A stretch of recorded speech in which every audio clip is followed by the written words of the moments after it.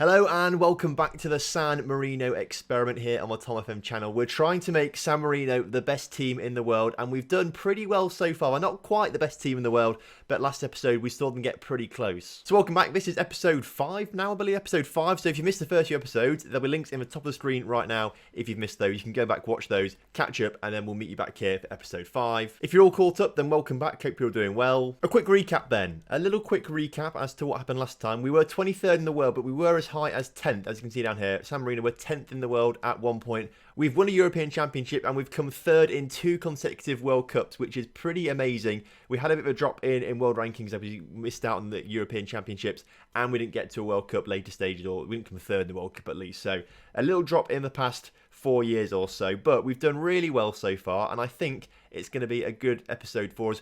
As I say, we've gone absolutely all out for this episode. We've really gone for it. I've changed a few things.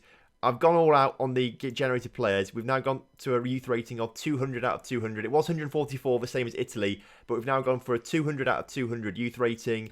Also, if we go into some of these teams, Trey Penny, for example, if we go to their finances, I've upped the reputation by 2,000 for each club. So hopefully we'll get really good reputation league clubs. They'll really start to progress in Europe and that will really help with the development as well. Finances, I've added a few extra ones to the start of all their numbers, so they're all in the hundreds of the millions in terms of finances in the clubs now. So they've got tons of money to spend as well, and facilities have all been upgraded as well. So we've gone absolutely all out. If we don't win a World Cup now, I don't think we ever will. So this is going to be the last episode of the San Marino experiment. If we win a World Cup or not, if we get to number 1 in the world or not, it's going to be the last episode. What we are going to do, though, is this experiment again with other countries in the future. Andorra, Liechtenstein, India's been mentioned a few times as well. Papua New Guinea, for example, some of the nations out there that are quite far down the rankings. We'll do it with them, and then we can sort of have a leaderboard.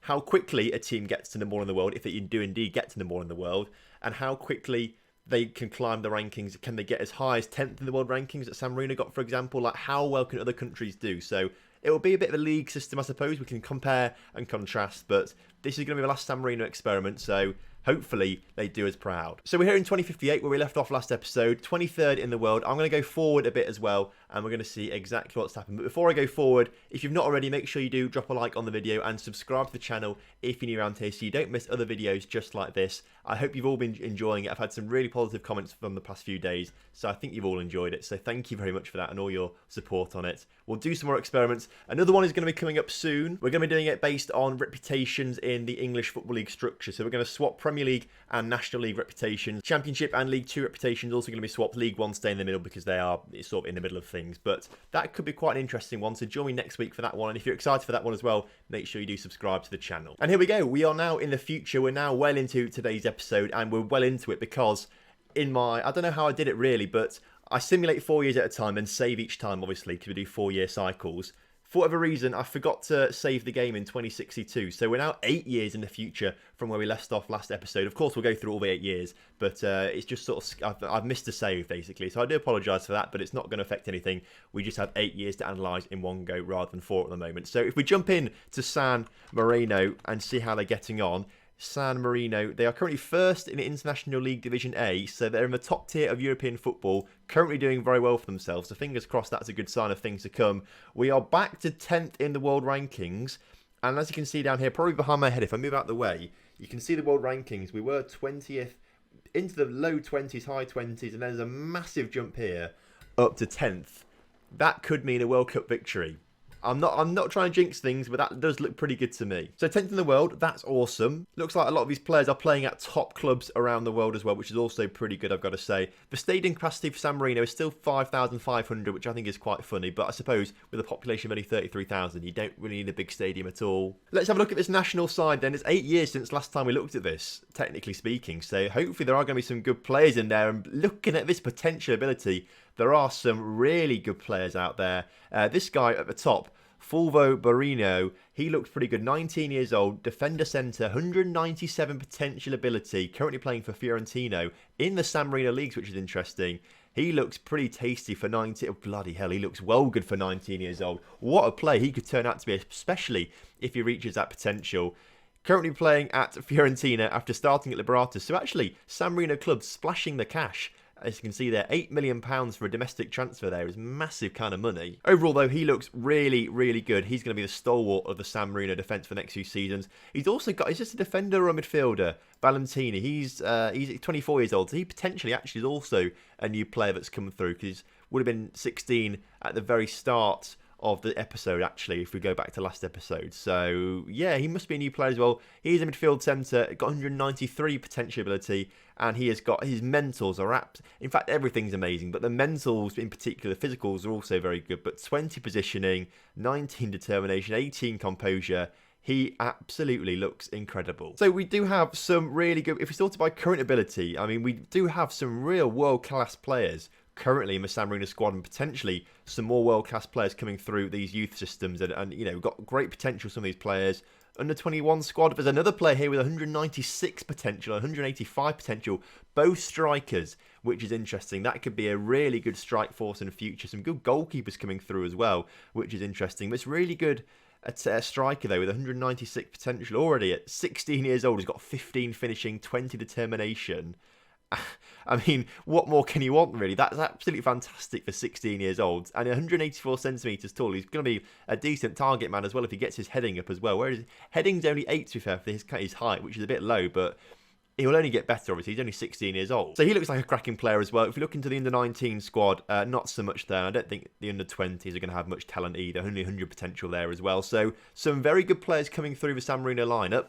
Fingers crossed, this is good news for the World Cup. So we've now got 8 years of fixtures to go through, going back to 2058, where they didn't qualify for the World Cup, which was a bit of a shock.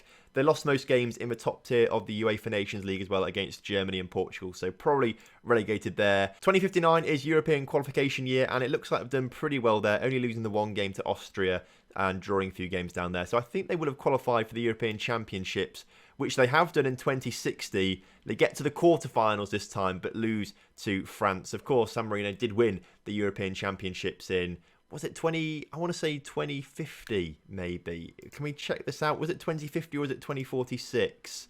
It was neither. It was 2048, right in the middle of them. So that's when San Marino won the European Championships. And as you can see, they actually not won it at all in this 8-year period, because I've just shown you the result. Either way, knocked out in the quarterfinals by France, so that's pretty good. But good results in the Nations League, so that's also good. Hopefully back promoted to the A-League at that stage. Next year, 2061, is World Cup qualification year, and only the one loss to Scotland looks pretty good, I've got to say. So that should be a World Cup for them as we go into the World Cup year in 2062. And they get to the third round this time against Sweden, so that's improvement. At least they've qualified this year. They got to the third round, losing 1-0 to Sweden, but a good run before that as well, beating some decent size. Well, I say decent size. Chile are a decent side. Japan aren't bad. Libya, though, I'm not quite sure they've got much football pedigree. Poor performance, though, in the A-League of the Nations League, though, so that's probably another relegation there. They just can't quite break into that top tier and stay in the top tier of European football, which is a shame. 2063, back to European qualification, which looks like they're qualified straight away, looking at those results. And the next year, they are, of course, in the European Championships, but only get through to the second round, where they lose to England. To be fair, it looks like they got lucky to get through the group after losing to Switzerland, drawing to Spain, and beating Georgia. So that looks like they got pretty lucky, actually, in this European Championships. And again, looks like a promotion from the B League of the European Nations League. So fluctuating between the A and B League. 2065 then is another World Cup qualification year. This is now the penultimate year of this 8-year cycle that we're now looking at. Looks like they've qualified for the World Cup, looking at those results. Really, really good qualification campaign there. So hopefully we'll see some good results in the World Cup as we go into 2060, and it looks good. I actually can't believe it. I actually can't believe it. They've beaten Argentina on penalties in the World Cup third place playoff. They have come third in the World Cup for the third time now. That is ridiculous. Are we ever going to see San Marino win a World Cup? They've lost in the semi-finals on penalties to Germany. I think they lost in penalties before, last episode as well. But great run, beating Japan, drawing with Brazil, beating the USA, Belgium, Spain, losing to Germany, but beating Argentina in the playoffs. And have had a good start to the Nations League there after beating France. Very unlucky, really unlucky there, I've got to say, to not be in the World Cup final, not win a World Cup. And again, another third place finish in the World Cup. If we go back to, the World Cup there, and we go to past winners, we can see San Marino were third place in 2050, 2054, and now 2066. That's crazy. Perhaps more crazy, though, England have been to 4 World Cup finals. Only won 1 of them, lost 3 of them, but 4 World Cup finals for England. That's unrealistic, Football Manager. What are you on about? So I have to say, massively impressive there from San Marino. A third World Cup third place. They've been very unlucky. Let's have a quick look at the National League then, the San Marino League. It's currently 24th in continental reputation rankings. So the reputation we added, the money we added has really helped out some of these sides. So I think it's probably likely that Folgore, who have won most titles recently, potentially may have got into the later stages of the Europa League or maybe even Champions League group stages. So I'll quickly look through their schedule to see if they actually have done that. To be fair, actually, most seasons Folgore have done pretty well. In this first season, then we go back to 2058-59 season, the first one in this sort of 8-year cycle that we've got at the moment. In the group stages there, which is very, very good. But the season afterwards is an even better one as they get through to the second knockout round of the Europa League, which is really impressive. That's the first we've ever seen any team from San Marino get. Unfortunately, lose it to Salzburg, but that is a really, really good performance from them. And I think, again, the second season in a row, 2060 this time, into that second knockout round, which is really, really good. Beating Monaco there, losing to Monaco, 3-0 and 1-0 there, 4-0 on aggregate. 2062-63 season, though, they are back into that knockout stages there, this time losing to St Etienne on away goals. But it's been really good for Folgore, Europa League at least. It's not quite Champions League, but Europa League is very, very good for them as we continue forward again. Even more knockout stages there, this time Celtic beating that first knockout round. This time into the Champions League group stages. Now, this is impressive for a San Marino side as Folgore into the Champions League. They have a draw against Lyon and a 2-0 win against Napoli, which Napoli won't be very happy with losing to their kind of Italian rivals, I suppose. But it's pretty good stuff, that. Folgore, well done. My hats are off to you, as Trey Penne just seemed to have dropped off in recent years, not really doing much at all. And then back into this previous season, of course, we are now back into the Europa League as they get into the first knockout round once again, but this time losing to AC Milan. So Folgore have done particularly well, I've got to say. Trey Penne have just sort of dropped off completely in recent years, so I don't think we'll bother looking at them. They're up and down, insecure finances as well, so they're clearly spending way too much money on a 23,000-seater stadium. Right, let's have a look at these stadiums in the San Marino League. 1 second, let's get back to this then. What is this about? Stadiums in San Marino. So Folgore and Fiorentino share a 28,000-seater stadium. Trey Penne got a 23-seater stadium. Domagnano have got a 17,000-seater stadium. I mean, this is probably a little bit excessive, I've got to say, because San Marino, according to the information stream on the San Marino national side, the country only has a population of 33,000. So all but 5,000 people are apparently turning up to Folgore games, which is pretty crazy. Let's have a look at how many people they're actually getting. Like this game against Maribor, for example, that's actually got 27,000 people. Fair play. Ludogorets, season before that, 26,000. This Hapoel, that's got 26. Okay, fair play. They actually are filling it. Either way, that's been a pretty incredible year, I think, for some of these San Marino sides. We've seen really good regions come through. Another third place in the World Cup for the national side. And Champions League group stages for Folgore, which is really impressive. We're going to go 4 more years in the future. This is the final 4 years of the experiment. So hopefully we'll go 2 steps further in the World Cup and win it. And we'll get up to number 1 in the world rankings. That is what I want. And just like that, we are now back in 2070. San Marino have dropped to 12th in the world rankings. Not really a drop, is it? They're 12th after being 10th for a long time. Didn't look like they get any higher than 10th, unfortunately. So 10th is the highest place San Marino have ever come in the world rankings in this experiment. But 12th is still pretty respectable, I've got to say there. Let's have a quick look at the national team and see what's been going on there. National team, we've still got this really good guy who's now got 193 current ability out of his 197 potential, which is massive. This guy, Simeon, he was the chap we saw in the U21 squad in the last little cycle with 196 potential. He's now got 168 current ability, playing for Bayer Leverkusen. Still only 20 years old, has got a long time to improve, so he could be a very, very good player. A few more players look like they have reached their potential as we look down here. Some of them looking very, very good indeed. I think actually this side this time is looking better than the side from 4 years ago, which is promising. Hopefully they've done well in the World Cup. Any good players in the Under-21 squad at all? 179, 176 potential abilities, which are pretty decent. Under-20s, 141, and Under-19s, only 100. So looks like we've had a sort of second golden generation of San Marino players, because we had that first really good golden generation that got them to third in the World Cup twice in a row.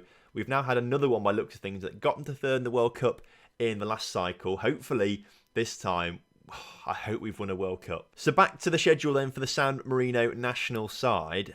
looking down here, it looks like they may have been relegated from the UEFA Nations League Division A once again, just continuously yo-yoing up between the first and second tier of European football after, of course, their third place finish in the 2066 World Cup. Zoom forward a year and we can see it's European Championship qualification year. Pretty good results apart from a loss to Scotland. I think that is going to be enough to qualify for the European Championships in 2068, which it is, but unfortunately they lose every single game in the group stages and that is them out of the European Championships very prematurely, I must say, considering how good they are as a nation. So I'm quite disappointed with that. Looks like they've got promoted again in the UEFA Nations League though, so again, just yo-yoing completely. 2069 is World Cup qualification year. They've won every single game apart from one, a 1-1 draw with Iceland.